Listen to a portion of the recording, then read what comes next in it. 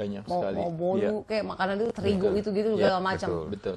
Orang punya nasi goreng, nasi apa ada semua, nasi langi, nasi itu lengkap. Ya, Diuduk ya. Gimana ya Mas Ade caranya? Mas Ade kan juga bukan orang yang nggak mengenal jenis-jenis makanan itu kan? Oh iya dong. Tapi Anda pasti. sendiri bisa melakukan diet seperti itu. Gimana nih cara pengertian memasukkan mindsetnya itu? Betul sekali. Jadi sebenarnya sekali lagi yang namanya diet itu kan adalah strategi kita mengatur apa yang harus kita lakukan.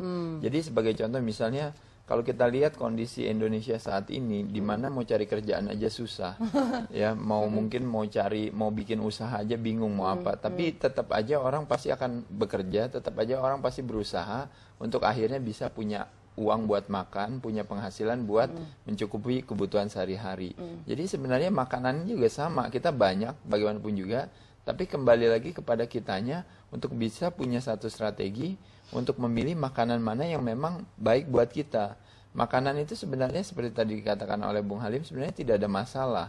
Yang penting adalah jangan berlebihan itu masalahnya. Dan juga kita bisa menyalurkannya dengan melakukan aktivitas olahraga. Yang akan menjadi masalah adalah pada saat kita tidak pernah berolahraga, makannya juga tidak ada pilihannya, apa saja dimakan saja. Tidak ada strateginya itu ya, tadi. tidak ya? ada strateginya. Lalu juga punya pola hidup yang tidak sehat, misalnya merokok atau mungkin minum alkohol yang berlebihan atau bahkan mungkin juga sebagian misalnya take drugs misalnya. Nah, hal itulah yang makanya akan berpengaruh kepada kita. Tapi selama kita bisa sedikit memilih atau bisa punya satu kontrol untuk mengerem waktunya makan kita makan yang tidak terlalu berlebihan. Kita bisa memilih makanan misalnya daripada ketimbang misalnya goreng atau yang terlalu sering goreng, mungkin gorengnya sedikit saja tapi saya lebih banyak panggang, bakar, rebus, kukus misalnya dan lain-lain ya. Itu sudah sebenarnya satu strategi gitu. Olahraga nggak perlu harus setiap hari, tapi mungkin paling tidak seminggu 3 kali satu kali latihan cuma sejam. Jadi 3 jam dalam 24 jam kali 7 kan sedikit sekali. Itu strategi yang paling mudah, yang paling minimal sebetulnya. Iya, itu sebenarnya nggak ada masalah. Iya. Seminggu berapa kali? Ya, kembali lagi bahwa kalau kita mau berpikir secara ekonomi, sederhananya adalah ini adalah sebuah investasi, balik-balik lagi. Kalau Ade Rai sendiri gimana tuh strategi tadi? Dari diet dah pola makan. Iya, kalau dari diet kembali lagi strategi saya sederhana, pemirsa, yaitu adalah nomor 1 adalah makan tepat waktu. Tepat waktu. Makan tepat waktu. Waktunya makan kita makan. Jam berapa sih waktunya makan Mas Ade? Waktunya makan artinya makan pagi, makan siang, makan malam. Oke. Paling tidak makan pagi. 3 kali sehari pasti itu makan. Pasti harus makan. Itu akan lebih baik sehingga kalau kita makan hanya berdasarkan instingtif saja, kalau lapar makan, kalau nggak lapar nggak makan. Justru hal itulah yang sebenarnya meng-create atau menciptakan satu masalah bagi diri kita. Baik, kita akan break dulu sampai di situ dulu, nanti sambung ya tentang strateginya Mas Ade Rai dalam hal diet dan mengatur pola makannya. Kirimkan SMS Anda ke 0896 kali pemirsa, terus kemudian lanjutkan dengan 788. Nama dan kota Anda jangan lupa tulis. Ada DVD dari Ade Rai untuk Anda yang beruntung. Oke, kita lanjutkan perbincangan ini sesaat lagi.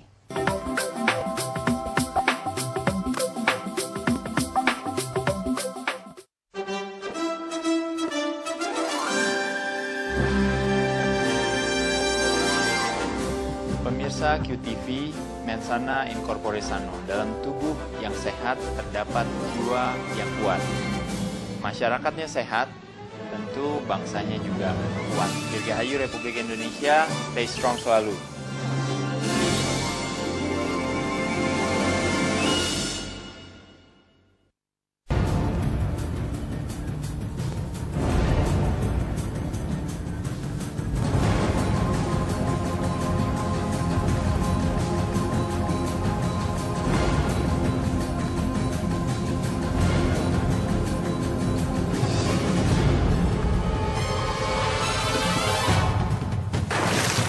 Fiku, enjoy intelligence.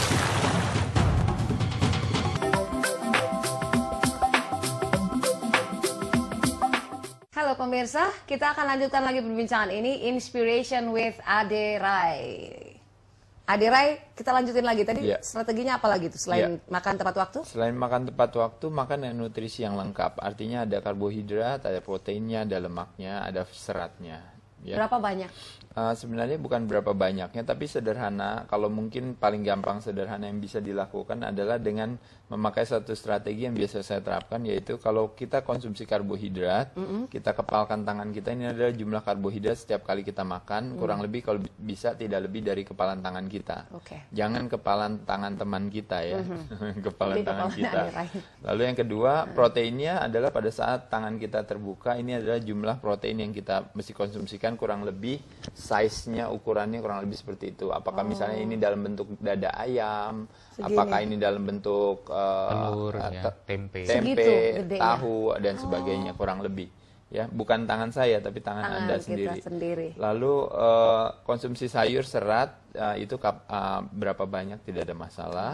Dan juga banyak minum air putih yang pasti. Jadi penyajiannya juga diatur sedikit. Intinya sebenarnya kuncinya diet itu adalah tidak boleh lapar. Jadi kita makan tepat waktu sehingga kalau kita nggak lapar, kita bisa mau mengatur makanan kita. Tapi kalau kita lapar, kita nggak bisa. Pasti kita apa aja kita mau makan. Jangankan orang awam, atlet aja yang juga persiapan pertandingan, kalau udah lapar, apapun juga pasti dimakan. Jadi, berarti kuncinya jangan sampai lapar ya? Iya, kunci diet tidak boleh lapar. Ya. Ini sebenarnya dalam agama Islam juga ada tuh. Makan sebelum lapar berarti sebelum kenyang. Iya, gitu. Ada mitos lagi ya tentang orang Indonesia, kalau belum makan nasi, itu tandanya belum makan. Nah, jadi gini, menghindari nasi, tapi makan kue-kue segala macam gitu-gitu.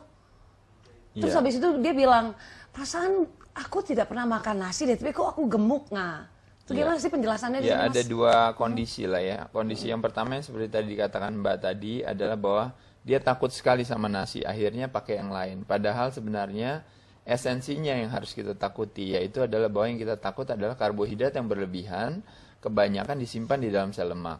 Nah, itu bisa datang dari nasi, bisa datang dari roti, bisa datang dari kue, bisa datang dari mie, bisa datang dari yang lain. Jadi jangan takutnya cuma sama nasi aja. Itu satu. Kedua, ada juga orang yang bilang bahwa saya nggak bisa lepas dari nasi, saya harus makan nasi.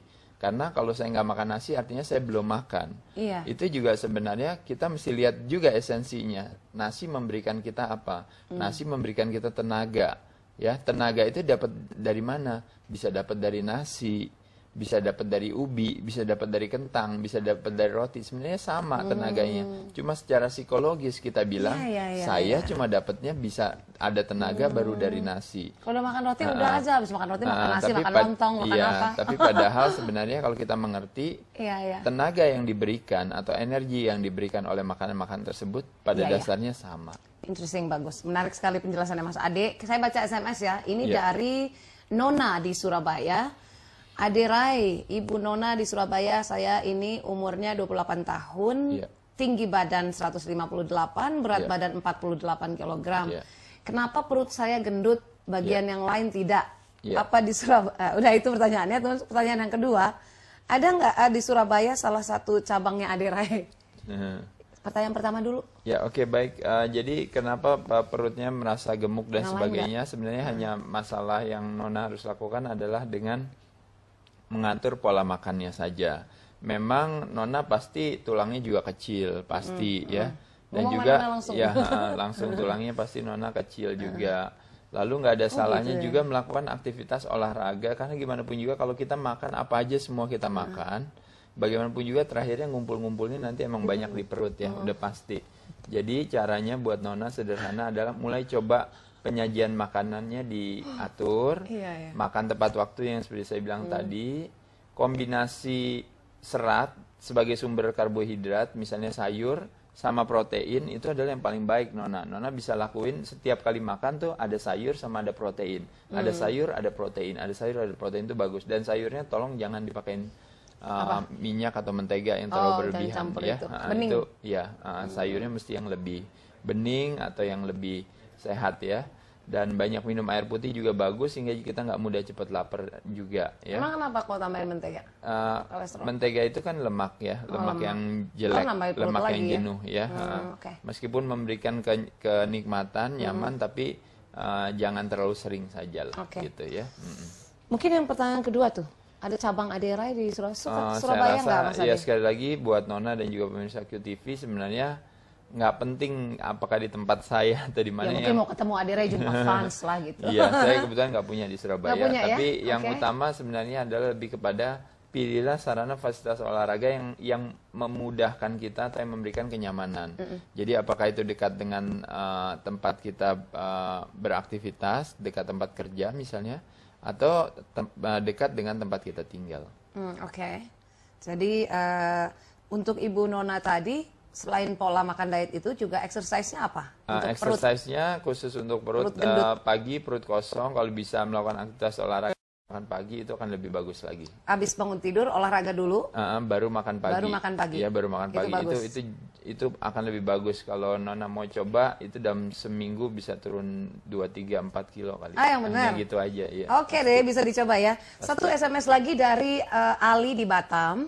Mas Ade, bagaimana caranya ya membesarkan lengan dan dada dengan cepat? Oke, baik. Lengan dan dada paling gampang sederhana itu adalah yang namanya push up, ya. Oh, push up. Ya, push up itu kena dada, kena lengan. Lengannya terutama lengan bagian luar yang disebut dengan tricep, kena dada dan juga kena bahu, ya. Push up kadang-kadang kita lakukan misalnya 10 kali sekali jalan. Makin lama makin kuat kita bisa naik lagi menjadi 20, bisa naik lagi menjadi 30 kali dalam satu set. Bung Ali bisa lakukan kurang lebih sekitar 3-5 set. Itu bagus sekali buat melatih kekuatan otot. Apabila mau melakukan di rumah. Tapi kalau mau melakukan ke fitness center akan lebih baik lagi. Karena di fitness center ada berbagai fasilitas, alat yang memang diperuntukkan untuk melatih kekuatan otot dada dan otot lengan. Dan yang pasti mudah-mudahan Bung Ali, saya rasa saya punya video Adirai for Muscle Building. Bisa. Saya rasa saya langsung buat kasih Bung Ali aja ya di Batam, tapi jauh banget nih. Ya, kita kirim deh. Nanti dikirimkan buat Bung Ali ya. Tapi yang pasti semua informasi mengenai DVD, mengenai buku, buku tentunya bisa didapat ya di toko buku terdekat ya pasti ya. Dan juga DVD juga di hampir di toko DVD atau VCD di seluruh Indonesia, toko-toko yang resmi sudah didistribusikan. Oke, silahkan baiklah. Dicari saja. Ini jadi kalau khusus yang membesarkan otot tadi dada sama dada bukan itu ini membesarkan otot saja, tapi lebih kepada menguatkan otot dan membentuk. membentuk ya. Ini yang muscle building ini. Muscle building ya.